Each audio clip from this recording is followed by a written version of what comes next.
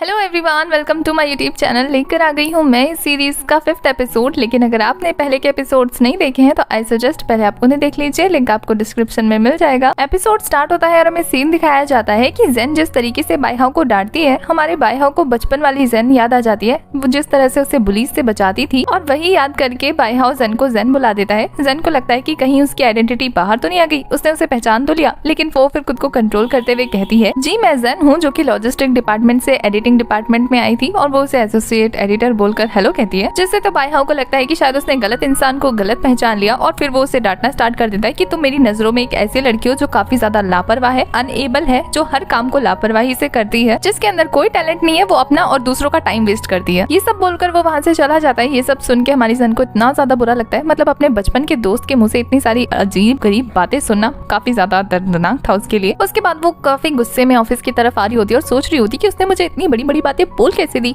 उसकी तो अभी खबर लेती हूँ। उसके बाद वो पहुंचती है लॉजिस्टिक डिपार्टमेंट में और वहाँ के डायरेक्टर के पास से वो अपना रेजिग्नेशन लेटर वापस लेकर आती है। और वापस लाकर उस रेजिग्नेशन लेटर को फाड़ते हुए कहती है, तुम्हें अब दिखाऊंगी मैं इररिस्पॉन्सिबल और अनेबल हूँ ना कामों में। उसके बाद हमें हांसुए को दिखाया जाता है, जो कि बैठे बैठे सोच रही होती है कि आखिर हमारी चीफ एडिटर का नेफ्यू कौन है, जो कि गोल्डन स्पून लेकर पैदा हुआ है और यहाँ का सीईओ बनने वाला है। उसके बाद नजर पड़ती है लिन हाओ पे, जो कि काफी कैजुअली बैठकर मैगजीन पढ़ रहा होता है। वो उसे देखती है और कहती है, ये तो बिल्कुल नहीं हो सकता। उसके बाद उसकी नजर हुशैंग पे पड़ती है। उसको देखकर वो कहती है कि हाँ, ये थोड़ा थोड़ा सीईओ वाली वाइब दे रहा है, पर कंफर्म नहीं है कि ये वही है या नहीं। उसके बाद उसकी नजर लिन यूमू पे पड़ती है और वो यूमू को देखकर कहती है कि ये भी थोड़ा थोड़ा है, पर फिर वो उसको खाते हुए देखती है और कहती है, नहीं, ये भी बिल्कुल रिच पर्सन जैसा नहीं लगता। फिर वो बैठे बैठे सोच रही होती कि आखिर इन तीनों में से यहाँ का असली मालिक है कौन, जिसे मुझे पटाना है। अगर मैंने कोशिश नहीं की तो कोई और पटा लेगा। सीन शिफ्ट होता है, हमें दिखाया जाता है कि चीफ एडिटर जुइंग को बोल रही होती है कि एसोसिएट एडिटर के आने की खुशी में उन लोगों को एक वेलकम पार्टी देनी चाहिए, क्योंकि उनका ये ऑफिस एक घर की तरह है और वो लोग एक फैमिली मेंबर की तरह है। तो सारे एम्प्लॉइज काफी ज्यादा खुश हो जाते हैं और जुइंग सबको बताती है कि वो लोग डिनर प्लान करेंगे और सबको आना है, कोई भी बहाना नहीं कर सकता। तभी वहाँ बाइहाओ आ जाता है और बाइहाओ को देखकर कलीग्स उसे बताने लगते हैं कि वो उसके आने की खुशी में वेलकम पार्टी प्रिपेयर कर रहे हैं। तो वो साफ साफ मना कर देता है कि वो नहीं जाएगा। जुइंग उसे मनाने की काफी कोशिश कर रही होती है, वो एक से एक बातें उसे बता रही होती है और वो सबका रीजन यही कहता है कि इतना ही टाइम है सबके पास, तो सब अपना काम क्यों नहीं कंप्लीट कर लेते हैं अच्छे से, क्योंकि उसके पास तो बिल्कुल नहीं है इन सारी चीजों का टाइम। चीफ एडिटर भी उसे मनाने की कोशिश करती है, पर वो उसे भी चुप करा देता है। उसके जाने के बाद सबका मूड खराब हो जाता है, पर चीफ एडिटर ये सारी जिम्मेदारी अपने ऊपर लेकर पार्टी की तैयारी करने के लिए कहती है। सभी कलीग्स बाइहाओ की बुराई स्टार्ट कर देते हैं और इस बीच में तो हमारी जेन बाजी मार जाती है। इतना बुरा भला बोलती है उसको कि सिर्फ जबान चलाने आती है, गोस्ट जैसा उसके एक्सप्रेशन ही नहीं होते चेहरे पे, सिर्फ जबान हिल रही होती है और सबको 3 सेकंड का टाइम देता है बोलने का। बस ये कोई रवैया है बोलेगा,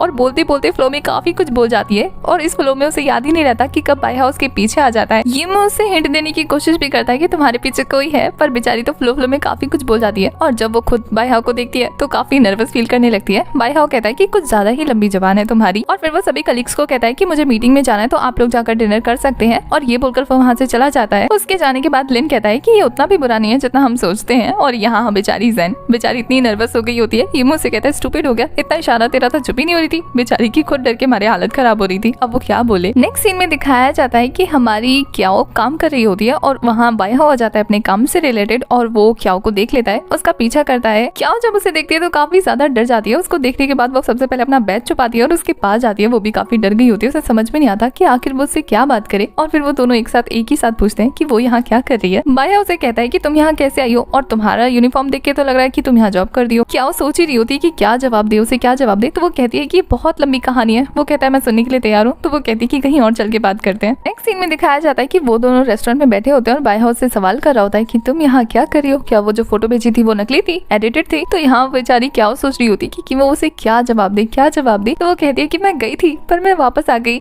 फिर वो खुद सोचती है कि ये कितना स्टूपिड लग रहा है। फिर कहती है कि मैं झूठ बोल रही थी तुमसे, एक्चुअली हम इतने सालों बाद मिले हैं और तुम कितने ज्यादा सक्सेसफुल हो गए हो, कितने हैंडसम भी हो गए हो, कितने रिच हो, और मैं तुम्हारे सामने एक छोटी सी होटल एम्प्लॉय कैसे तुम्हारे साथ दोस्ती रखती, इसलिए मुझे एम्बैरेसमेंट हो रही थी। और वो ऐसे बोलती है तो बाइहाओ कहता है कि क्या तुम अपने मन में ऐसे सोचती हो कि मैं ऐसा सोचूंगा तुम्हारे बारे में। बाइहाओ कहता है कि वो कभी ऐसा उसके बारे में नहीं सोचता, वो तो उसे सबसे बेस्ट फ्रेंड मानता है अपनी। जब उसकी मॉम की डेथ हुई थी उसने तभी उसे कितना याद किया था, और जब क्याओ को पता लगता है कि उसने अपनी मॉम को खोया है तो वो उसके लिए पिटी फील करने लगती है, क्योंकि सेम सिचुएशन उसके साथ भी थी ना। यहाँ बाइहाओ काफी ज्यादा खुश हो जाता है क्याओ को देखकर और कहता है कि इसका मतलब अब हम मिलते रह सकते हैं, अब हमें छुपने की जरूरत नहीं एक दूसरे से। जब रियलिटी बाहर आ गई है और वो उससे मिलने का वादा भी कर देती है, बेचारी क्याओ मुसीबत में पड़ गई होती है। नेक्स्ट सीन में दिखाया जाता है कि वो जेन को कॉल करके बताने की की कोशिश करती है, पर जेन के वहाँ ना होने के बाद वो फोन जो है वो यूमू उठाता है और उसकी बकवास सुनने लगता है। जैसे ही क्याओ को पता लगता है कि जेन वहाँ नहीं है, उसका फोन किसी और ने उठाया, तो वो उस पर गुस्सा करने लगती है और कहती है कि मेरी फ्रेंड आए तो उसको बताना मत कि मैंने कॉल किया है, क्योंकि वो अब उसका मन बदल गया होता है। वो सोचती है वो उसे बाद में बता देगी,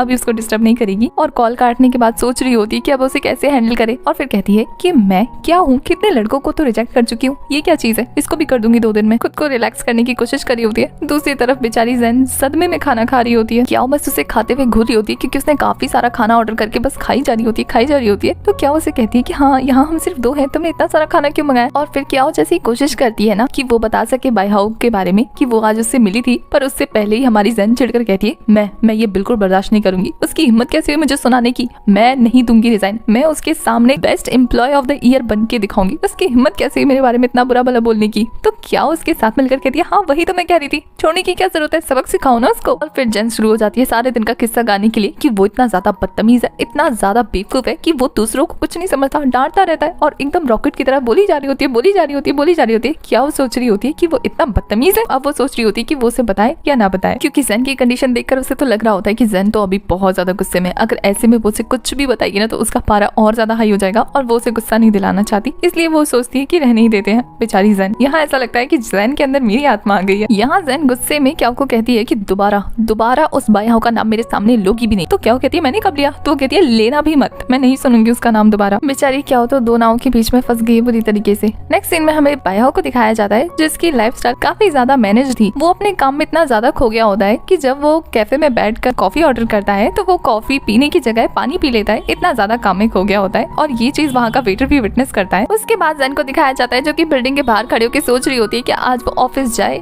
या ना जाए। उसको ऐसे कंफ्यूज होते हुए देखकर पीछे से येमू आकर पूछता है कि यहाँ खड़े खड़े क्या करियो। वो कहती है कि आज का दिन मेरा इतना अनलकी है कि मैं तो अंदर जाने का सोच भी नहीं रही हूँ। तो इस बात पे वो खुश होते हुए अपनी कैंडी की बॉक्स निकालता है और कहता है कि चूज करो, आज तुम्हारा लक कैसा है तुम्हें पता लग जाएगा। तो वो उसको डरते डरते एक टेस्ट करती है, उसको काफी यमी टाइप का मिलता है और वो कहती है इसका मतलब मेरा लक अच्छा है, और ये बोलकर खुशी खुशी अंदर चली जाती है। जैसे ही वो दोनों ऑफिस आते हैं ना, वहाँ पे हांजुए जो है वो सारे लड़कों के लिए कॉफी लेकर आई होती है, तो वो येमू को देती है। येमू वो कॉफी जो है वो जेन को दे देता है, पर वो वापस येमू को पकड़ा देती है क्योंकि उसे लड़कों को पटाना जो था, और फिर वो बाकी के लड़कों को भी ऐसे ही देती है। ऑफिस के लोग सोच रहे होते हैं कि आज ये चांद कहाँ से निकला है, ये कंजूस लड़की सबको ट्रीट क्यों दे रही है, और वो भी खास करके लड़कों को। उसके बाद बाईहाओ ऑफिस में आता है, काफी गुस्से में आता है। उसको देखकर हमारी जेन सोच रही होती है कि पता नहीं आज कौन सा भूचाल आने वाला है। नेक्स्ट सीन में दिखाया जाता है कि उन सबकी मीटिंग हो रही होती है और बाईहाओ के सामने सभी काफी ज्यादा नर्वस हो रहे होते हैं, पर इस बार बाईहाओ को ज़ुयिंग का आइडिया काफी ज्यादा पसंद आ रहा होता है। उसके बाद वो जैसे ही उसे अपना प्लान दिखाने के लिए प्रोजेक्टर ऑन करती है, बेचारी हमारी जेन को तो कुछ भी आइडिया नहीं हो रहा होता है उनके काम से रिलेटेड, क्योंकि उसे फैशन की तो कोई सेंस थी नहीं, तो उसे कुछ भी समझ में नहीं आ रहा होता है और वो गलती कर रही होती है, जिसपे उसे बाईहाओ से फिर से सुनने को मिल जाता है। लेकिन वो गलती पे गलती कर रही होती है, काफी नर्वस फील कर रही होती है और उसे ऐसा देखकर येमू को बड़ा मजा आ रहा होता है। जैसे ही मीटिंग खत्म होती है, बाईहाओ जेन को कहता है कि वो आगे की डिटेल्स उसे ट्रांसफर कर दे ऑफिस में, और ये सुन के वो और घबरा जाती है। सबके जाने के बाद येमू उसके पास आता है और उसे कहता है कि क्या तुम्हें एसोसिएट एडिटर से कोई फोबिया है क्या, जो इतना डर रही हो उनसे। तो वो कहती है नहीं, तुम्हारी वजह से हुआ है, तुम ये जो अंट मुझे खिलाते रहते हो ना, ये कैंडी शैंडी, उसकी वजह से मेरी बॉडी रिएक्ट करी है, आइंदा से खिलाया ना तो देख लेना फिर। और ये बोलकर गुस्से में वहाँ से जाने लगती है। तो वो कहता है अरे कैंडीज ने किया है तो मुझ पे क्यों गुस्सा कर रही हो।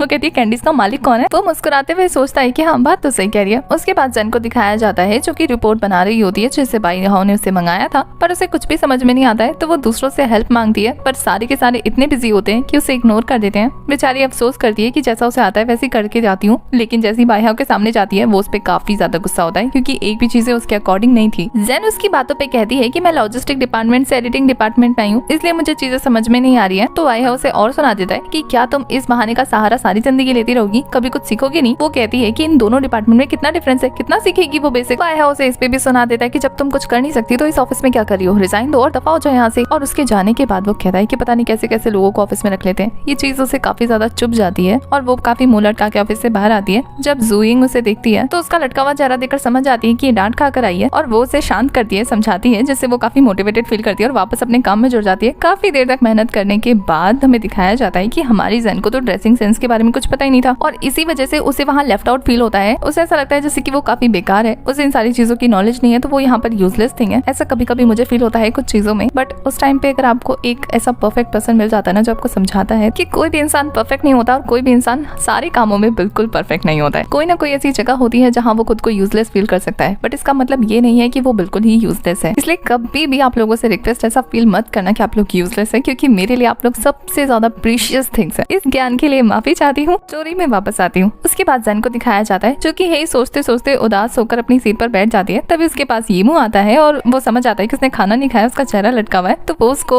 नोटिस देता है जो कि वो दूसरों को भी नहीं देता। तो ज़ेन उससे पूछती है मुझे क्यों, तो वो कहता है कि मैं चाहता हूँ कि तुम हमेशा एनर्जी से भरी रहो, क्योंकि तुम ही तो हमारे काम करती हो ना। ये बोलकर मुस्कुराता हुआ उसे वो पैकेट देकर वहाँ से चला जाता है। ज़ेन को काफी अच्छा लगता है और इसी के साथ हमारा ये वाला एपिसोड हो जाता है खत्म। आगे के एपिसोड्स के लिए आपको चैनल को सब्सक्राइब करना है, बेल आइकन प्रेस करना है, जिससे आने वाली वीडियोस की अपडेट आपको मिलती रहे। तब तक के लिए बाय, टाटा, टेक केयर।